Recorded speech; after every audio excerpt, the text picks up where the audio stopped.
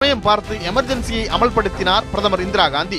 ஒட்டுமொத்த இந்தியாவும் எமர்ஜென்சியை எதிர்த்த போது அதை ஆதரிக்கும் நிலைப்பாட்டை எடுத்தார் எம்ஜிஆர். அப்போதுதான் அதிமுக என்ற பெயரை அனைத்திந்திய அதிமுக என்று மாற்றினார் எம்ஜிஆர். கட்சியின் மீதும் தன் மீதும் தொண்டர்களுக்கும் தலைவர்களுக்கும் இருக்கும் விசுவாசத்தை வெளிப்படுத்த கையில் பச்சை குத்தி கொள்ள வேண்டும் என்றார். அதை ஏற்று பச்சை குத்தி கொண்டவர்களில் முக்கியமானவர் நாஞ்சில் மனோகரன். எமர்ஜென்சி முடிந்து 1977ஆம் ஆண்டு தேர்தல் அறிவிக்கப்பட்டது. கட்சி தொடங்கிய பின் எம்ஜிஆர் சந்தித்த முதல் பொது தேர்தல் அது. காங்கிரசுடன் கூட்டணி அமைத்து போட்டியிட்டது எம்ஜிஆரின் அனைத்திந்திய அதிமுக. முதலில் மக்களவைக்கு தேர்தல் நடத்தப்பட்டது. அந்த தேர்தலில் இந்திரா காங்கிரஸ் படுதோல்வி அடைந்தது.